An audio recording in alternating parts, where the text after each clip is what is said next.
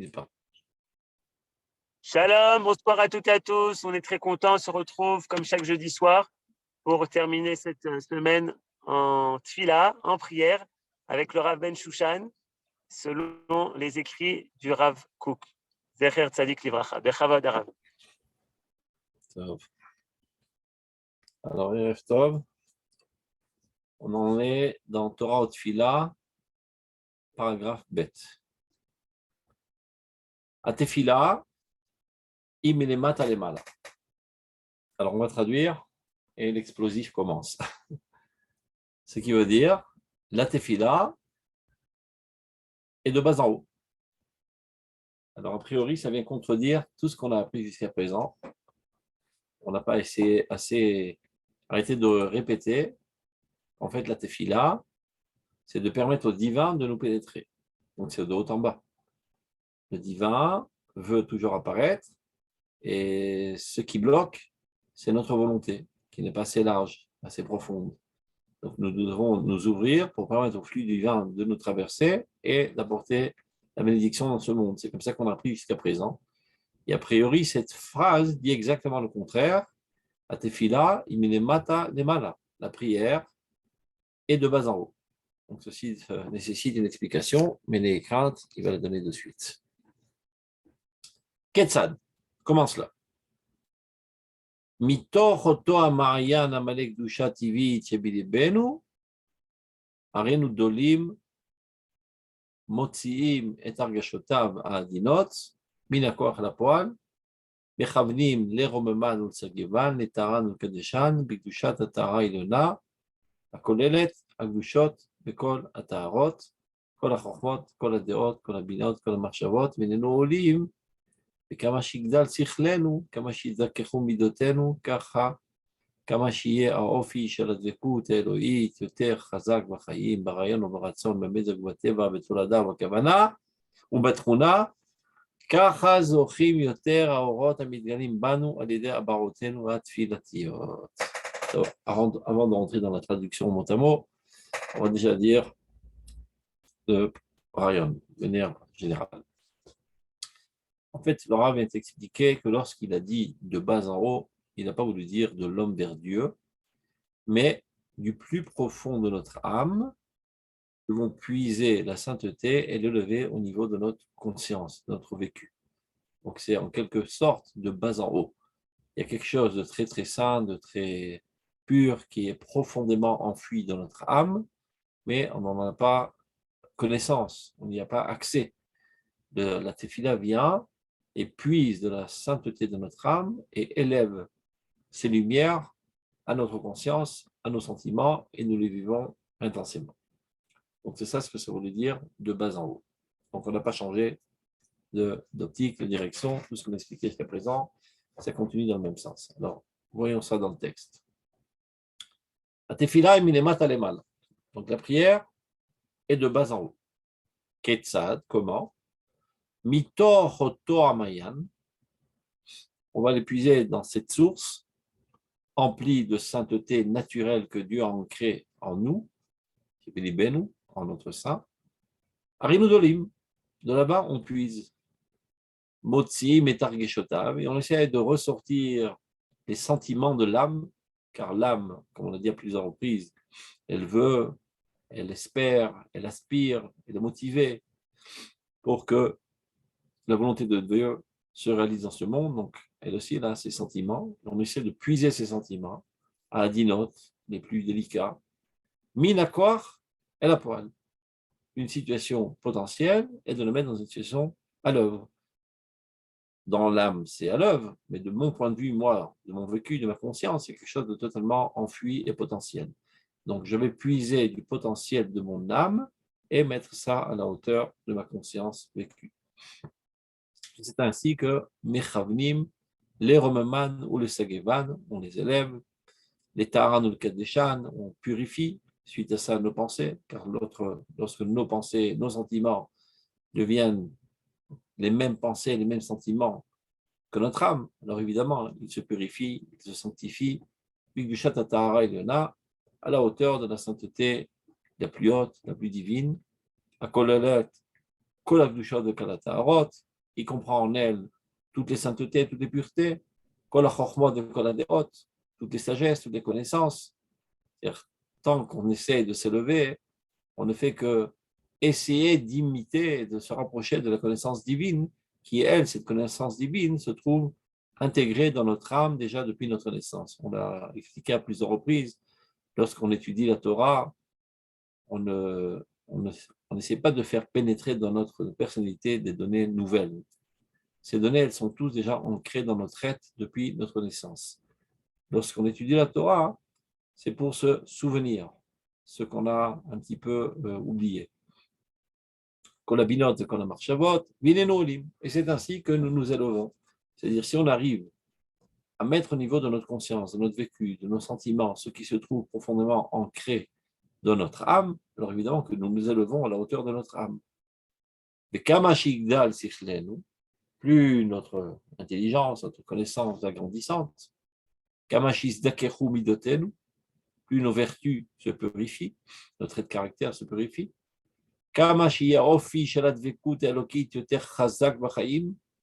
si ce trait de caractère, cette, on va dire, cette démarche d'être proche de Dieu va en se renforçant, aussi bien au niveau de la pensée que de la volonté, que de la personnalité, que de la nature, etc. Ainsi, les lumières divines apparaissent et rayonnent encore plus en nous, à l'idée à Baoté, notre filiotiot, suite à nos expressions de prière. Qu'est-ce qu'il veut dire par là? Eh ben, on a l'habitude de connaître le mot intelligence, ou bien connaissance, comme quelque chose qui capte l'existence, en fait, qui ne change rien dans l'existence. Ça veut dire que lorsqu'un savant essaie de comprendre un phénomène physique, chimique, peu importe, sociologique, il n'a aucune intention de changer l'existence, mais de déceler ce qui se trouve déjà dans les existences. Tout a été fait par la sagesse de Dieu. Donc, ce que fait la science, c'est essayer de comprendre la chorma de Dieu qui se trouve dans ce monde, et après même s'en servir, faire la science appliquée. Par exemple, il y a un oiseau qui est en train de voler, ben, ce n'est pas moi qui ai inventé le vol. L'envol, il existait depuis la création du monde, bien avant qu'il y ait des savants. Mais non, le savant, il observe ce phénomène bizarre, comment une masse si lourde peut tenir en l'air. Il essaie de comprendre comment c'est possible. Une fois qu'il a compris quelle est la loi qui permet l'envol, maintenant il peut l'appliquer et faire un avion. Mais en aucun cas, il ne change l'existence. Donc ça s'appelle ça, Sechel Ametzayer, l'intelligence qui dessine. Ça veut dire, de la même manière que lorsque je prends un stylo, voilà, je vois là, je sais pas, un cadre, et je le dessine sur mon papier. Je n'ai rien changé sur le cadre. Ce qui était sur le cadre, maintenant je le dessinais sur le papier. De la même manière, j'observe quelque chose et je le dessine dans ma conscience, dans mon cerveau, dans ma cervelle. Et je n'ai rien changé à l'existence. Donc je ne fais que capter, comprendre subjectivement l'existence. Ben, toute la science laïque, elle est fondée sur ça, sur le Sechel Metzayer.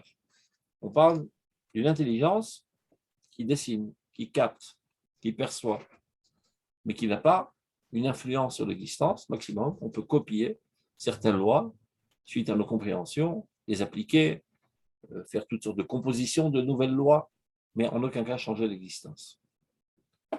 Est-ce que vraiment, quand c'est appliqué, de quelle existence vous parlez quand on applique, ça change quelque chose dans le monde?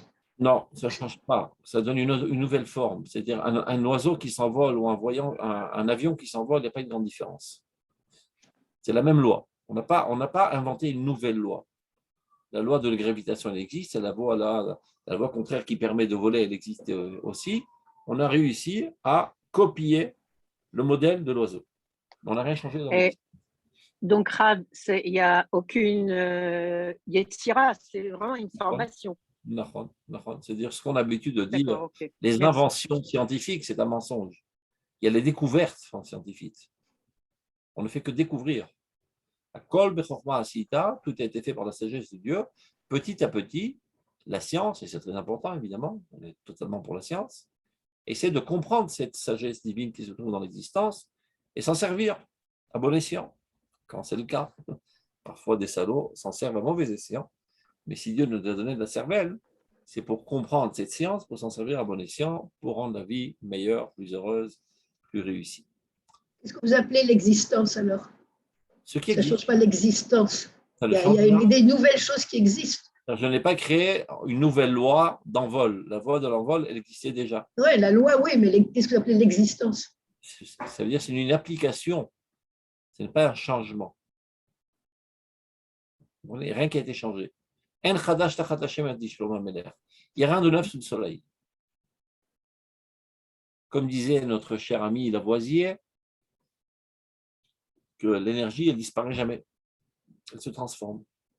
Rien ne se perd, tout se transforme. Même au niveau de l'énergie, c'est pareil. Il y a une voiture qui roule à 200 km/h, donc il y a une énergie de vitesse, et maintenant, elle rentre dans un arbre. Elle s'est arrêtée net. Où a disparu cette énergie de vitesse? Elle n'a pas disparu, elle s'est transformée avec le choc, ça fait émaner de la chaleur, en énergie calorifique. Mais c'est la même énergie, rien ne se change, rien ne disparaît, tout se transforme. Maintenant, ça c'est En chadash tachat hashemesh. Ce que dit Shlomo HaMelech, il n'y a rien de neuf sous le soleil. Ce qui laisse sous-entendre qu'en dessus du soleil, il y a du neuf. Le soleil, évidemment, c'est une métaphore. C'est-à-dire, dans le monde matériel, il n'y a rien de neuf. Dans le monde spirituel, il peut avoir du neuf. C'est ce qui s'appelle Asechel HaYotzer, l'intelligence qui, elle, est créatrice et non pas perçoit l'existence de manière subjective, mais effectue un changement absolu dans l'existence. Donc, évidemment, Dieu est comme ça. Parce que Kadosh Baruch Hu pense, sa pensée elle-même crée. La pensée elle-même crée. Il n'a pas besoin de prendre un marteau et des ciseaux pour créer quelque chose. Sa pensée elle-même, elle est créatrice. Donc, ça, c'est le bon Dieu. Et nous, alors, on n'est pas le bon Dieu quand même. Vous savez que le dernier qui s'est pris pour le bon Dieu, bon, on l'a crucifié. Eh bien, c'est vrai qu'on n'est pas le bon Dieu, mais on est les fils du bon Dieu. Bene El Chai Atem. Vous êtes les enfants. C'est pas nous qui l'avons crucifié, hein. En tout cas, c'est les Romains. Selon les anecdotes. Nous, on l'a mis à mort par Bedin. Non, d'abord qu'il soit bien clair, c'est le Bedin d'Israël qui l'a mis à mort. On ne l'a pas crucifié vif, on l'a mis à mort au Bedin. Et il y a une halakha que ceux qui sont mis à mort, on les élève haut et court pour les voir, et on leur attache les bras autour d'une croix pour bien les lever, mais pas comme ça avec les clous, comme dans l'anecdote idiote. Peu importe, c'était juste pour la blague. Ne retenez pas les blagues, elles ne sont pas très bonnes en plus. On continue. C'est pas mon fort. On continue. Mais Dieu, lui, il a une intelligence créatrice. Eh bien, l'enfant d'Israël, qui est l'enfant de Dieu, Bene El Chayatem, vous êtes les enfants de Dieu, on peut nous aussi développer cette capacité d'avoir une intelligence créatrice. Ça veut dire que plus on se rapproche de Dieu, plus on écoute Bachem, plus on acquiert une capacité divine créatrice. Si les tzadikim seulement le voulaient, ils pourraient créer des mondes. Ça paraît mystique peut-être, mais c'est ça l'émouna d'Israël, que les tzadikim, tzadik gozer, makadosh baruch hu mekayem. Les tzadikim, par leur pensée même, ils engendrent des processus. Ils créent des existences nouvelles, tout comme Dieu. Tout le peuple d'Israël a cette capacité, cette caractéristique d'être tzaddik, d'être ressemblant à Dieu. Vous, le peuple d'Israël, qui êtes proche de Dieu, vous êtes empli de vie, empli de sources de vie, empli de capacité de la source de vie qui est créatrice elle-même. Et lorsque nous prions, eh bien, c'est exactement notre intention. Lorsqu'on prie, on essaye de changer l'existence. Ça veut dire qu'en mettant les lettres à Kodesh dans nos lèvres, on crée une nouvelle existence qui n'existait pas jusqu'à présent, tout comme Dieu a créé le monde par l'aide des lettres saintes que lui-même a créées. Ça veut dire qu'avant que Dieu n'ait créé le monde, il a créé d'abord et avant tout des éléments premiers avec lesquels il créera des éléments seconds. Ça veut dire, si on parle de manière métaphorique, on crée d'abord des atomes et des molécules, et avec ça, on fait toutes sortes de produits. On fait de l'eau, on fait de l'huile, du vinaigre, etc. Plus profondément, plus dans l'intériorité de l'existence, on crée d'abord des lettres saintes qui sont des véhicules de lumière divine, de dévoilement divin, et chaque dévoilement divin a sa particularité, et la composition, c'est-à-dire lorsqu'on met cette lettre près de cette lettre, ça crée des existences concrètes. On met même Yud même en même temps, et ça fait de l'eau. Magie. Et ben, pas plus magique que lorsqu'on met H2O, ça fait de l'eau. Sauf que H2O, on peut le voir, on peut le tâter, etc. Même Yud même, pas besoin de l'écrire, c'est la lumière qui est dans le même, il suffit de le penser. Ça paraît un petit peu bizarre.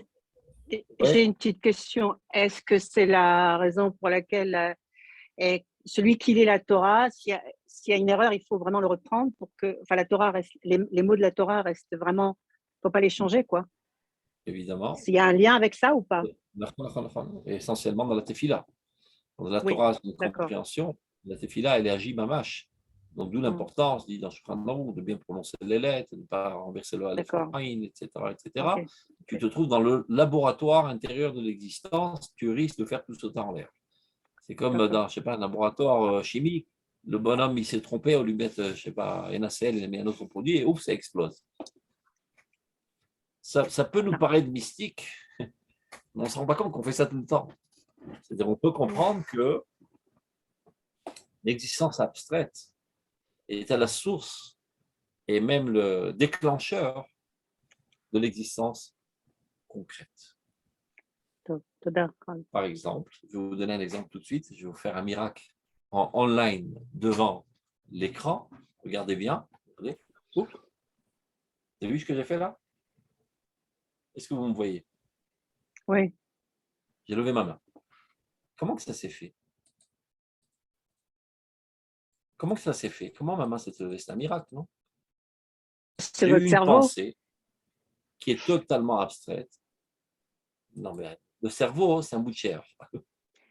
Non, mais je me rappelle, dans ce sujet de philo, c'était la main et le prolongement du cerveau.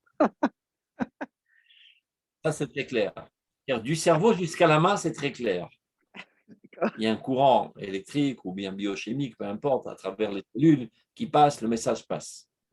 Mais avant le cerveau, ce n'est pas le cerveau qui réfléchit. Le cerveau, c'est un bout de chair. C'est un objet aux mains de l'âme qui, elle, réfléchit.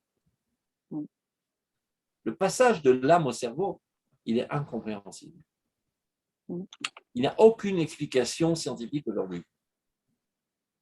Le problème psychophysique qu'on appelle aujourd'hui, on ne sait pas le résoudre.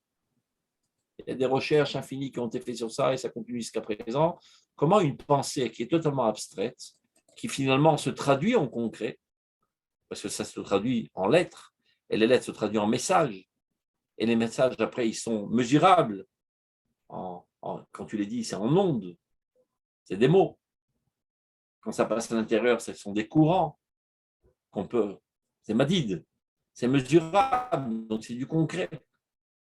Mais avant d'être du concret, c'était une pensée totalement abstraite qui a commencé après à se concrétiser, on va dire, encore dans un état abstrait au niveau de l'être. C'est-à-dire, je pense au concept de la table, mais je pense T-A-B-L-E. Ça commence à se préciser davantage. Pour pouvoir dire table, je dis ça en français, mais normalement, le vrai, c'est en hébreu. Je pense au concept du Shulchan et je dis Shin, Vav, Lamed, Chet, Nun, qui sont en fait les éléments qui créent la table. Même Yud, même, ce sont les éléments qui créent l'eau. Moi, j'ai une pensée, élever le bras, et ça vient dans mon cerveau, ça se traduit en quelque chose de concret, et voilà que ma main se lève. Et on en a tellement l'habitude qu'on ne s'est jamais attardé à essayer de comprendre comment ça marche. Le fait même de parler, de communiquer là, les uns avec les autres, c'est un miracle constant. Comment ça marche? Une pensée totalement abstraite arrive dans votre personnalité, aussi au niveau totalement abstrait, mais par un itinéraire totalement concret. Il y a une parabole.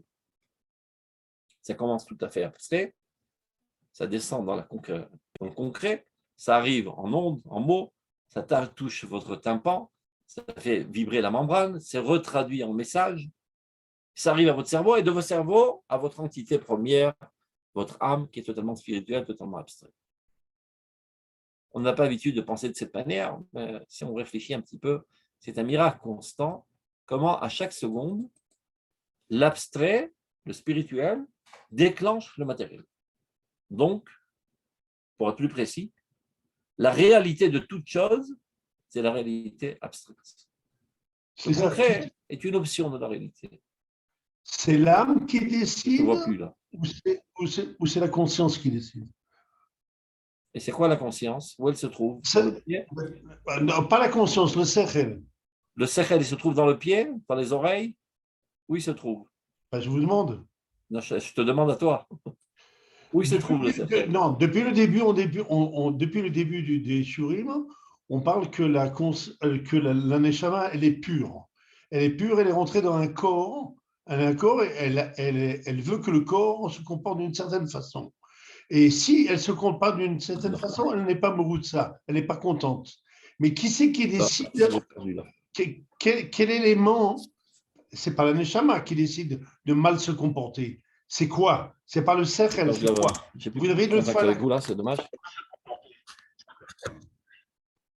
Le sechel, regarde, on va retourner avant de continuer. Là, je ne vous vois plus. Vous me voyez, vous? Oui. Est-ce que vous me voyez? Oui, on vous voit, Rav. On est avec toi, Rav. Mais Non, moi, on vous voit, Rav. je vois un écran noir, moi je ne vois plus rien. Donc, bref, je ne sais pas comment sortir de cette galère. Donc, on va continuer de manière. Si vous me voyez, c'est l'essentiel, c'est pas grave. Ouais. Alors écoutez, on va retourner à ce qui explique le Shmona Prakim, le Rambam dans Shmona Prakim. Anefesh yachat, l'âme est une. Et je ne dis pas l'âme est une pour ne pas énerver les autres. L'âme, elle est une. Elle a 4 forces.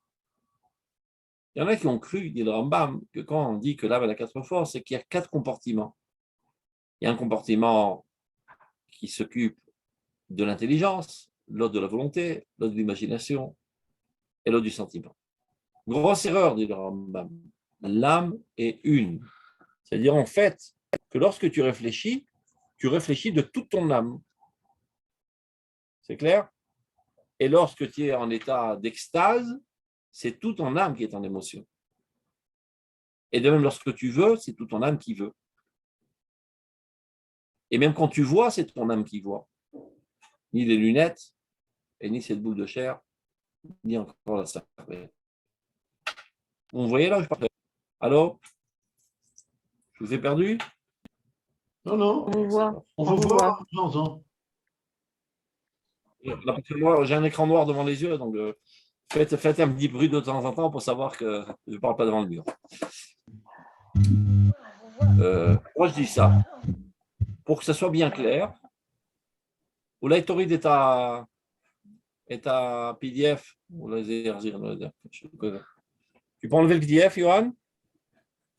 Je ne vois plus rien, je ne sais pas ce qui arrive.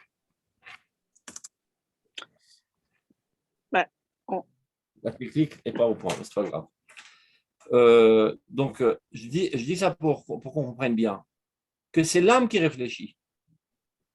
Ce n'est pas le cerveau qui réfléchit. C'est l'âme qui voit et pas les yeux qui voient.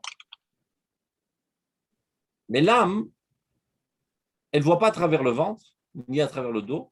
seulement à travers cette lucarne qui est l'œil. Ça veut dire que toute l'âme voit, mais le corps, il est opaque. La capacité de vision de l'âme n'est possible qu'à travers l'œil dans le corps. C'est le seul endroit transparent à cette capacité de vision. C'est toute l'âme qui écoute. La capacité d'écouter à travers le corps, c'est seulement l'oreille.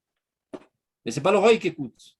De la même manière que ce n'est pas les lunettes qui vous voient, ni encore cette boule de chien, ni encore le cerveau, c'est ma personnalité. Donc, mon moi le plus intérieur, c'est mon âme, mon nefesh. Mais alors, c'est l'âme qui décide de voir des belles choses ou des mauvaises choses. Toujours. Alors, pourquoi l'autre fois, vous avez dit comme quoi l'âme, elle n'est pas contente du comportement du corps. Le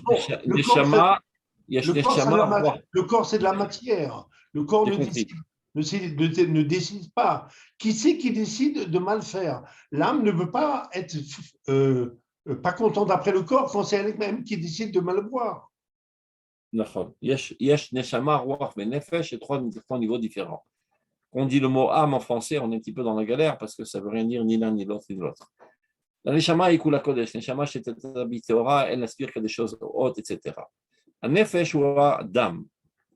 Et le dam, c'est la vitalité du corps.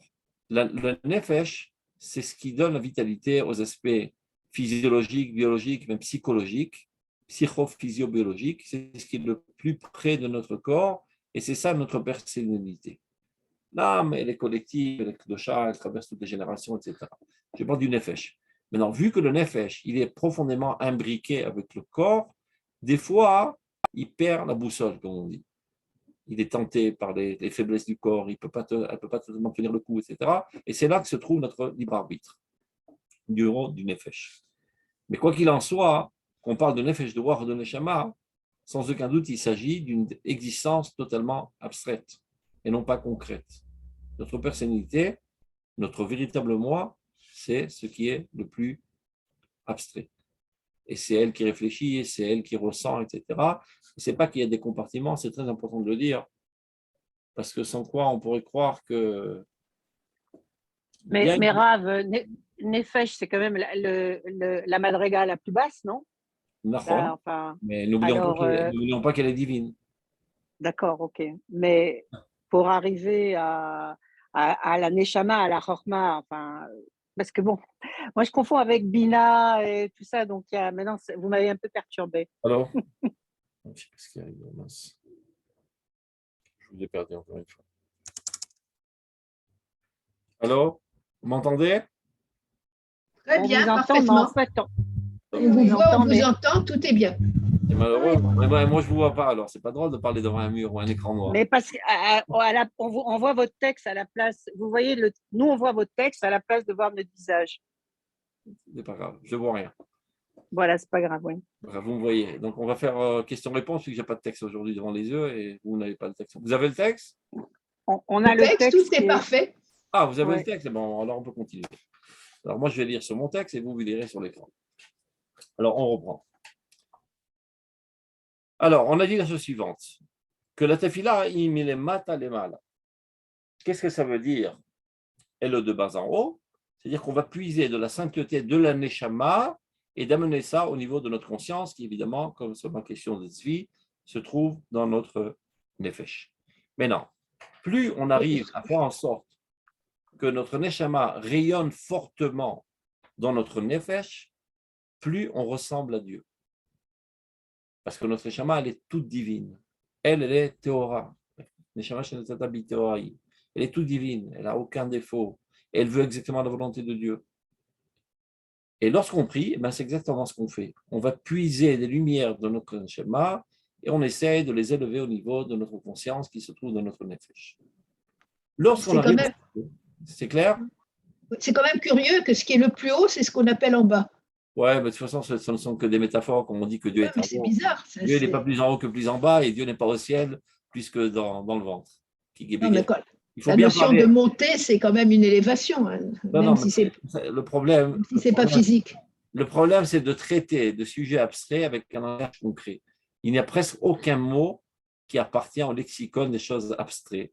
Donc, on parle de manière métaphorique. Je vais vous donner un exemple. On peut dire, ce concept, c'est un concept très, très, très, très élevé. Ou bien je peux dire, c'est un concept vraiment très, très, très profond. J'ai dit exactement le contraire, a priori, mais j'ai dit exactement la même chose. Je n'ai pas de mots pour décrire les existences abstraites. Donc, j'emprunte du monde concret. Et on se sert de ces termes. On dit, le marshava théomite, c'est une pensée qui a une profondeur de l'abîme.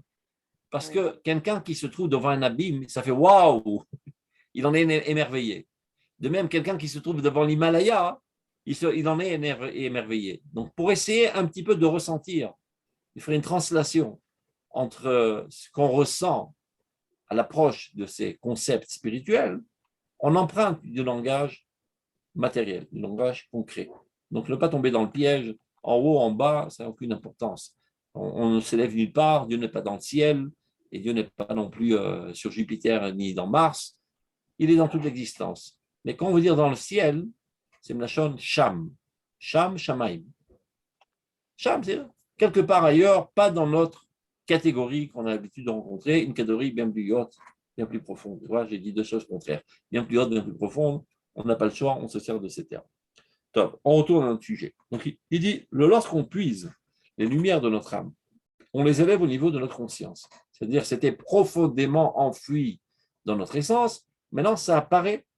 On arrive à extérioriser ça de manière que ce soit accessible, que ce soit vécu. Et bien, plus on fait cela, plus de fait, on devient de plus en plus ressemblant au divin. Et si lui, le divin, il a un sechel metzayer, un sechel yotzer, et pas seulement metzayer, il a une intelligence, un rationnel qui est capable de créer, plus on ressemble au divin, plus on devient comme lui. Et bien, nous aussi, on a une capacité de créer. D'abord et avant tout en nous, et après dans l'existence environnante. Vous savez que lorsque on étudie la Torah, je fais une petite parenthèse pour comprendre, de fait, on se rend compte que les gens étudient la Torah s'améliorent, se transforment, subissent parfois une métamorphose totale de leur personnalité.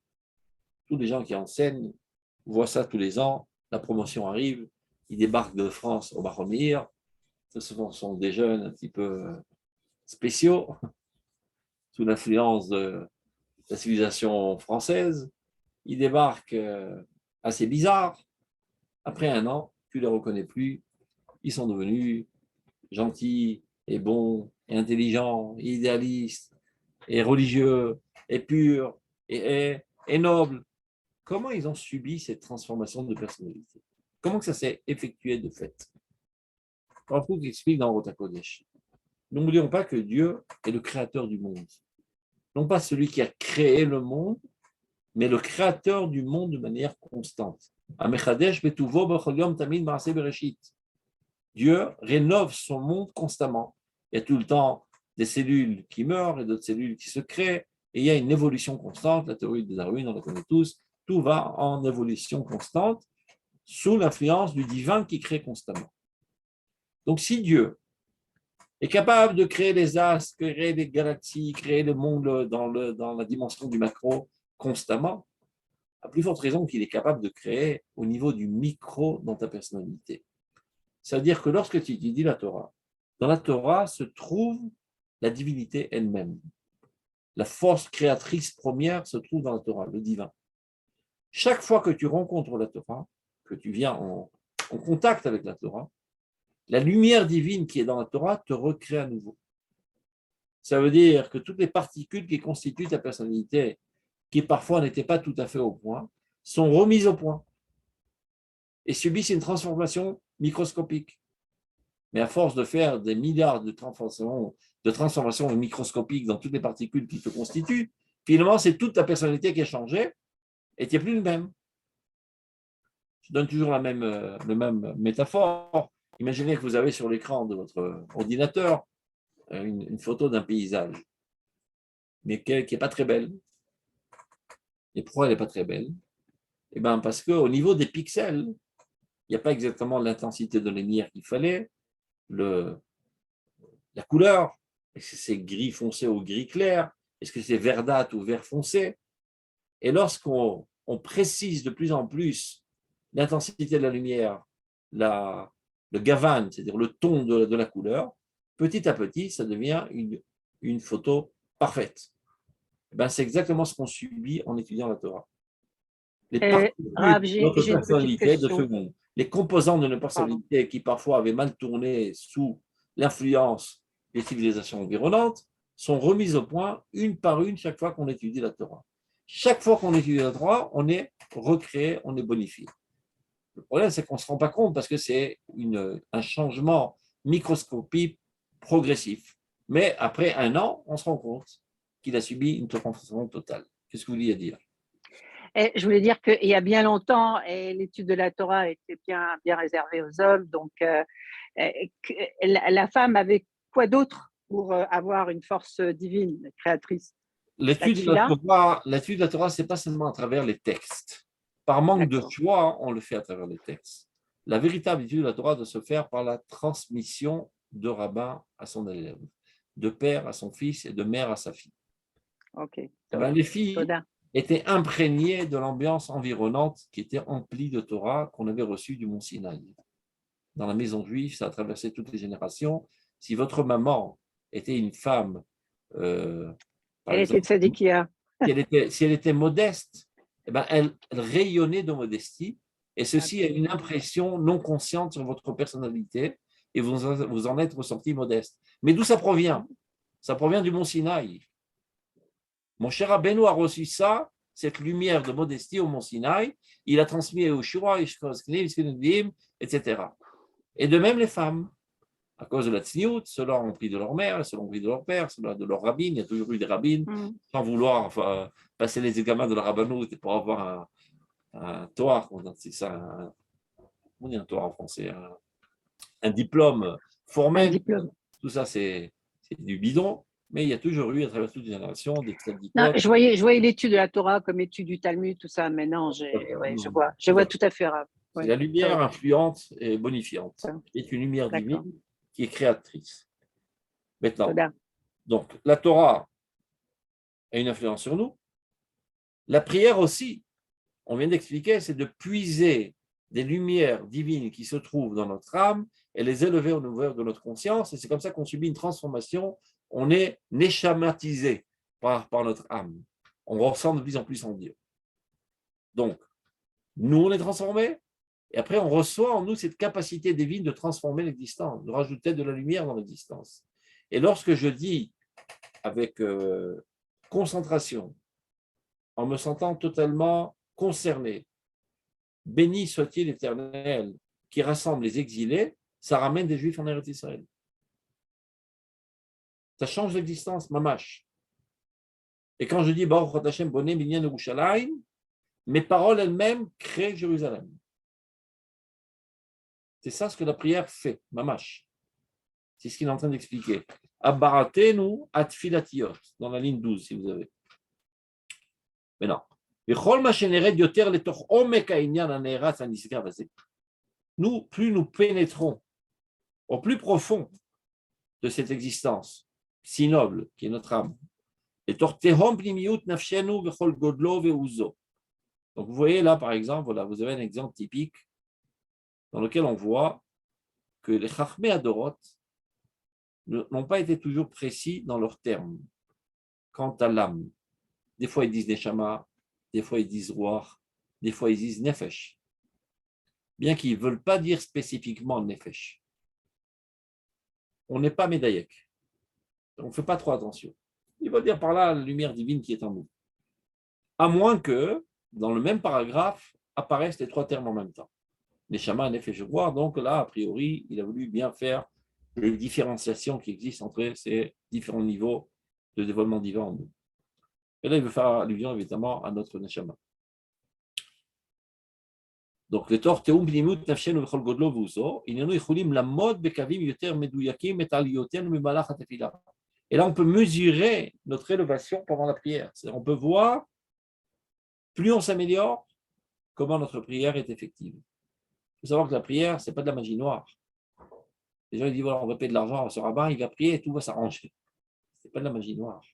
Et ce n'est pas parce que tu dis des formules magiques que ça va sortir un lapin de ton chapeau. Si tu es ressemblant à Dieu, dans tes traits de caractère, dans tes connaissances, dans tes émotions, etc., eh bien, tu as cette capacité aussi, comme Dieu, de changer l'existence, de faire apparaître l'existence divine telle qu'on a expliqué jusqu'à présent. Il faut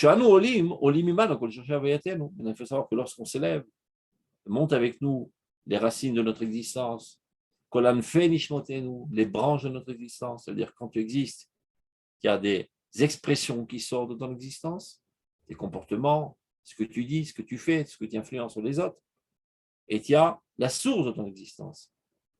Et donc ça va à double sens, ça veut dire chaque chose que tu exprimes, d'un côté tu exprimes, d'un autre côté ça renforce la racine de cette expression. Chaque fleur qui pousse, ça renforce la racine et ça donnera plus de fleurs. Chaque fois que tu ouvres le robinet, ben ça fait couler quelques gouttes dans ton verre, mais ça fait bouger aussi toute la kinérette et toute l'eau qui traverse tout Eretz Israël, supposons qu'il n'y aurait pas eu de tuyaux comme aujourd'hui et que ce serait des canaux qui irrigueraient tous les champs à travers tout Eretz Israël. Chaque fois que tu ouvres 3 gouttes d'eau dans ton robinet, tu fais passer de l'eau fraîche et réanime toute l'existence et réarrose toute l'existence. C'est ça la beracha. שאנו עולים ממנו כל שורשי הווייתנו, כל לפי נשמותינו, כל קווי החיים השופעים ממהותנו וכל מקורות החיים המפקים מעלינו. Tous les rayonnements de notre existence vers l'entourage, on apporte de la bracha, on apporte du bien, et tout s'arrange, tout s'améliore, et tout ce qui afflue vers nous aussi, tout est en mouvement. C'est le meilleur machal. Tu as l'impression, toi, que tu as fait couler que 3 gouttes d'eau dans ton verre, quand tu ouvres le robinet dans la cuisine, mais en fait, toute l'eau qui était dans la tuyauterie a subi un mouvement. Et dans je ne sais pas comment ça passe, le caduc national, tout a bougé. Et la Kinneret entière, tout a bougé. Et les fleuves, tout a bougé chaque fois que tu fais un petit mouvement. Chaque fois que tu exprimes du bien, ça fait bouger tous les mondes les plus hauts, les plus célestes, et tout rafraîchit, tout réanime l'existence entière. Vous savez que l'eau qui dort, ça fait toutes sortes de bactéries, de maladies, etc. Chaque fois que tu es en mouvement, ça réanime tout, ça rafraîchit tout.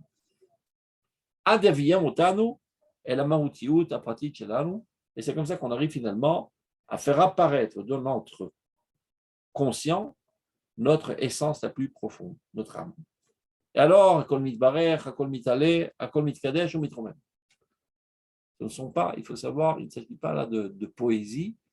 Le Rav Kook nous décrit avec les mots qu'il peut se permettre de décrire, ce qui se passe dans l'intériorité de l'existence chaque fois qu'on prie. Chaque fois qu'on prie, nous sommes associés à Dieu à l'amélioration de ce monde dans tous ses domaines. Tu as réussi une véritable prière, d'abord c'est ressenti quand tu réussis, mais ne crois pas que ça s'arrête là, à ton ressenti à toi, ce n'est pas ça l'essentiel. C'est que tu as rajouté des forces de vie dans toute l'existence, ça veut dire que la technologie va se développer de meilleure, la médecine va réussir maintenant à trouver des remèdes pour le cancer, et la sécurité du peuple d'Israël va s'améliorer, et les bienfaits auront plus de quoi manger, etc. Et l'agressivité humaine va s'adoucir. Plus tu pries, plus tu bonifies l'existence entière dans tous les domaines. Akol mitzaleh, akol mitzkadesh ou mitromem, akol samer simchat esharim. Tu rajoutes de la joie, de l'allégresse dans tous les domaines. Il y avait des gens attristés, il y avait des couples qui s'étaient pris la tête. Grâce à ta prière, tout se remet en ordre. Et il faut savoir que tu as une capacité totalement libre d'agir dans tous les domaines de la vie. Ceci est le rôle de la prière. Et ne pas réduire la prière seulement à tes 4 coudées individuelles. Sache qu'à ce moment-là, tu te trouves dans le laboratoire le plus intérieur de l'existence avec Akadosh Baruch Hu, et ensemble avec lui, tu changes l'existence, tout comme Dieu constamment, Mechadesh Betuvo, Bechol Yom Tamid Maaseh Bereshit. À ce moment-là où tu pries, tu es avec Dieu en train de rénover toute l'existence. Donc ça, c'est concernant la prière. Par contre, dans la Torah, on est dans la ligne 17. Vous voyez le texte? Répondez-moi, vous êtes là? Moi, on n'a pas les mêmes, on n'est pas On le n'a bon pas les endroit. mêmes textes, on est à la ligne 42, Rav. Donc, Entre, peu importe. C'est les 3 dernières lignes avant la fin du paragraphe. Donc, c'est bon. Ou Torah, inenu oskim beshiluve chayim milemala lemata. Par contre, dans la Torah, c'est de haut en bas. Qu'est-ce que ça veut dire de haut en bas? La Torah elle vient du ciel. Elle est miraculeuse. On essaye petit à petit de faire descendre la sagesse divine qui n'est pas descendue jusqu'à présent dans ce monde-là, et on la fait pénétrer dans notre âme. C'est-à-dire la différence entre la prière, on l'a expliqué à plusieurs reprises. Lorsque j'étudie la Torah, je viens en contact direct avec Dieu et je fais descendre dans ce monde des nouvelles connaissances, des nouveaux idéaux que je ne connaissais pas, et je les intègre au plus profond de ma personnalité. Et parfois, je les intègre, je les enfuis très, très, très, très profondément, mais je ne les vis pas. Donc vient la prière et remonte ça au niveau de mes émotions. Donc, c'est ça la différence entre de bas en haut et de haut en bas. Dans la Torah, c'est de haut en bas. C'est du divin, de la science divine, de l'intelligence divine, des idéaux divins. Je les fais descendre dans mon monde et je les, on va dire, les ensemence dans mon âme. Je rajoute de nouvelles choses dans mon âme. Alors que dans la prière, je puise de mon âme et je monte ça au niveau de mon sentiment. Torah, alors il explique, Merom pisgat aserel Eloi, du plus haut de la cime de l'intelligence divine, de la sagesse divine, de la connaissance divine, Mimekor mertzav Torah, de la carrière de laquelle la Torah descend, parce que la Torah, elle vient d'un dévoilement très profond de Dieu. De là, on va prendre des portions de vie.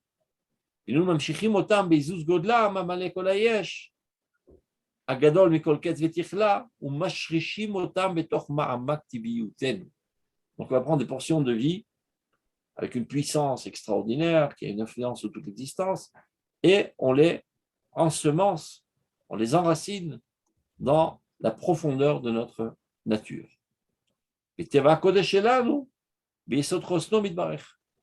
donc ça rajoute, ça veut dire, on va dire comme ça, que tu es né, on va prendre une métaphore vraiment élémentaire et idiote même. Supposons que tu es né avec 100 kilos de vie. C'est ton potentiel premier. Chaque fois que tu étudies la Torah, tu rajoutes encore des litres de vie dans ta personnalité. Torah mechaya mamash. Tal orot hayecha. Torah mechayehu. La Torah te rajoute de la vie mamash. Si ce cas-là, tu avais 100 kilos d'olive, maintenant tu as 200, 300, 400, 500, et ça peut arriver jusqu'à l'infini. Donc, ce sont des portions de vie de manière totalement potentielle qui sont profondément ensemencées dans ton âme et rajoutent et revivifient ton âme et la rendent de plus en plus grande. Mais c'est loin de ta conscience. C'est superficiel. C'est pas accessible encore. Vient la prière maintenant. C'est autour de la prière d'aller puiser de là-bas et faire monter ça au niveau de mes sentiments, car ce que je ressens au niveau des sentiments, c'est un vécu. Et après, ça déclenche ma volonté. Après, je le veux. Et après, j'agis dans ce sens. Donc, on a compris là le rôle de ces deux activités.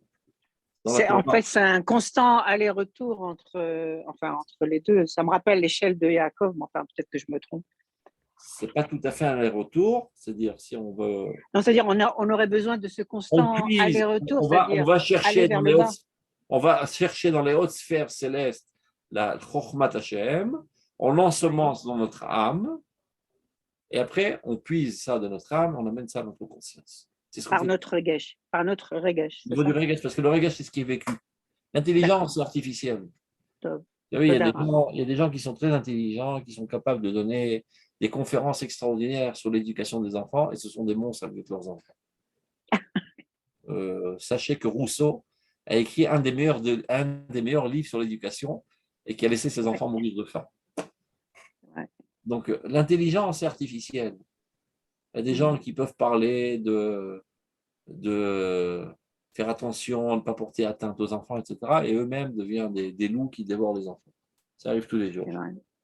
Donc, ça peut rester malheureusement quand l'ozacha n'a pas eu le mérite d'étudier la Torah comme il le faut. C'est-à-dire et dans une approche de Yirat Shamayim, ben la Torah, malheureusement, n'a pas toujours une influence bénéfique sur toi, elle peut même t'esquinter. Comme dit l'Agma, Merov Churfa Yabashta. À force de faire une gymnastique intellectuelle, tu peux arriver à des absurdités. Parce que l'intellect, il peut tout démontrer. On peut même prouver avec 150 plus ou moins en moyenne preuves comment le reptile est caché. Tout peut se démontrer. On peut dire, le crime, c'est pas tellement grave, à vrai dire, puisqu'il y a de mal. De toute manière, il n'y a pas assez de nourriture pour tout le monde. Il faut un petit peu diluer l'humanité, sans quoi on va tous mourir de faim. Donc, de tuer ça là de temps en temps et d'épurer l'humanité de toutes sortes d'énergumènes avec des défauts, au contraire, c'est bien. Avec ta cervelle, tu peux inverser toutes les valeurs. Ce n'est pas encore vécu. Encore heureux que les gens les plus simples, qui parfois ne sont pas trop intellectuels, ont un ressenti de la morale et des valeurs absolues bien plus développées parfois que les intellectuels. Parce qu'ils ne sont pas servis de l'intellect comme il le faut. Oui, par exemple, les paysans qui ont gardé des juifs à l'époque. Des fois, des gens ils font toutes sortes de gymnastiques. Qui n'étaient même pas juifs d'ailleurs. Pour purifier des comportements abjects. Et vient quelqu'un dire ce ou bien nous, en Ashkenazi, est bien plus rempli de divinité que tout l'édifice tordu qu'a fait ce pseudo-Talmid Chacham ou ce pseudo-professeur, peu importe. Donc l'intelligence est très important, mais ça risque de nous faire mal tourner. Est-ce qu'on arrive à faire pénétrer ça au niveau du regesh et vivre ça intensément, ça devient beaucoup plus vécu. Et là, véritablement, on peut dire que tu es avec Hachem. Et le regesh, c'est lui qui déclenche finalement ta volonté et qui t'amène à agir dans le sens de la concrétisation des idéaux divins. Donc, il y a une nécessité constante d'étudier la Torah et de prier. Et si tu ne pries pas, tu construis sur du vide. Donc là, on a parlé la semaine dernière que les miracles, quand ils ne sont pas fondés sur des Eretz, c'est quelque chose de non souhaitable. Donc, comme si la Torah, c'est quelque chose de miraculeux, bien au-delà de notre existence, mais ça doit reposer sur quelque chose de solide. Donc, chaque donnée qu'on prend du monde céleste, on doit la faire pénétrer dans notre sentiment pour que ça devienne quelque chose de solide, de vécu. Une fois que je vis... Vous avez une question de la part d'une personne, monsieur Lara. Vous pouvez poser parce que je n'entends rien. Je ne vois rien, j'entends rien. Alors, allez-y. Qui a une question? Vous entendez? Oui, j'entends. Voilà. Vous entendez? Je suis en train de me casser la tête pour essayer de voir à quelle époque a-t-il vécu le Rav Kook dont vous étudiez les textes par rapport à la psychanalyse, parce que le surmoi, il y a quelque chose là-dedans qui est un... Oui, mais il n'a pas puisé ses connaissances de la psychanalyse. Non, la psychanalyse a toujours existé dans le peuple d'Israël avec d'autres terminologies. Alors, quand est-ce que le Rav Kook a vécu? Il est mort en 1935. Et il est né en 1800 et des poussières. Donc, on peut dire qu'il était contemporain de Freud, etc., plus ou moins. Mais d'ailleurs, il en parle, etc. C'est pas de là, bien qu'il y ait des gens qui se trompent parfois, surtout dans une approche universitaire, comme le Rav Kook mentionne énormément toutes les sciences contemporaines de son époque, et il se mesure à elles, et des fois il dénonce les erreurs qu'il y a en elles, et il rapporte la grandeur de la Torah. Des fois, il se sert de leur formulation. Alors, il y en a qui pourraient penser qu'il a puisé ses connaissances de la science laïque. C'est une grosse erreur. Toutes les connaissances du Rav Kook proviennent de la Torah et les enseignements de la Torah de la Kabbale. Mais voulant faire en sorte que la Torah rayonne sur toute l'existence, c'est pour ça qu'il s'ouvre vers les autres sciences pour savoir comment se mesurer à elle, prendre le bien, rejeter le mal, etc. On ne peut pas vivre dans notre cocon. Le rôle de la Torah est d'éclairer toute l'existence, pas seulement ta vie individuelle religieuse. tout comme le Rambam aussi se mesure à tous les courants pensés de son époque avec la plus-value de la Torah. Je sais que malheureusement, dans l'université, on explique ça autrement, ils sont totalement en erreur. Le Rav Kook, Le rabbi aussi, il étudie à la Sorbonne et tout ça. qui c'est? Le rabbi, Ouais, mais Schneerson. ce n'est pas de là-bas qu'ils ont puisé leur connaissance. Non, ce que je veux dire, c'est qu'il a Ils fait beaucoup de choses ont servi de à ça l'extérieur. pour pouvoir formuler la Torah dans un langage audible à la génération. Le Rambam a fait exactement la même chose. Tout Il à fait.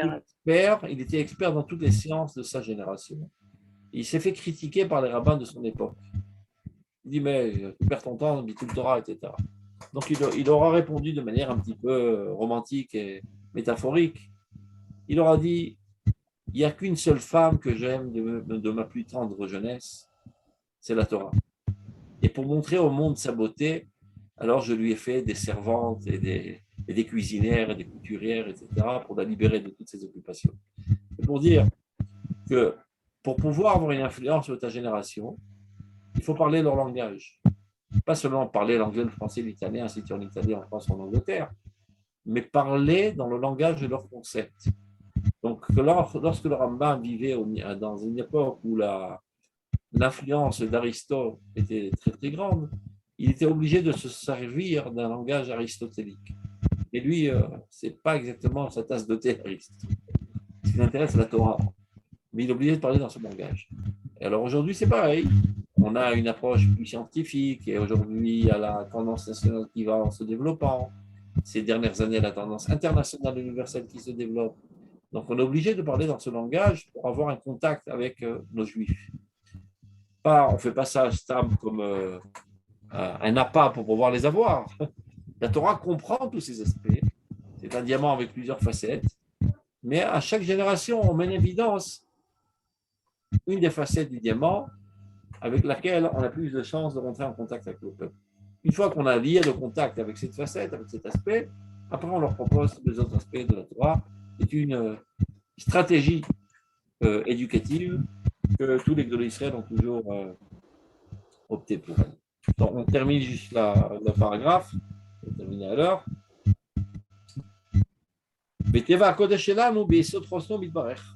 Donc, en s'enrichissant à chaque fois de la Torah, c'est ainsi que notre nature, dans toute sa puissance, se bénit, se bonifie, se simplifie.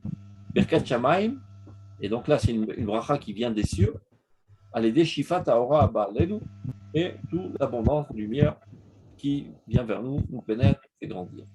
Donc pour résumer, parce qu'il est déjà tard, dans la Torah, on va puiser de nouvelles portions de vie, du divin, du monde céleste, d'un autre monde, au-delà du Shemesh.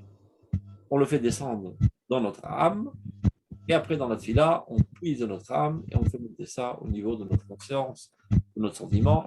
Et c'est comme ça que petit à petit, on s'élève et notre âme devient de plus en plus rayonnante en notre personnalité. C'est comme ça que nous-mêmes, on devient de plus en plus à l'image de Dieu. Étant à l'image de Dieu, on acquiert les capacités divines créatrices. Et alors nos paroles sont effectives. Et lorsqu'on prie, et bien, tout comme Dieu qui dit Vayi Omer Hashem Yehi Or, Vayi Or, lorsque toi tu dis Yehi Yerushalayim, Vayi Yerushalayim. Portez-vous bien, Shabbat Shalom, en espérant que la prochaine fois. Toda Rabba, Rav. Shabbat Shalom, Mevorach. Shalom, shalom. תודה רבה. Merci beaucoup, Toda Rabba.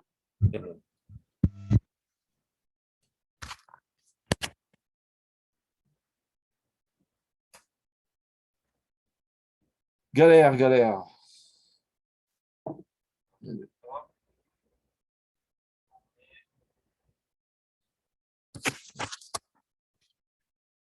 y a une chose de Khadaf. Cette histoire. Oui.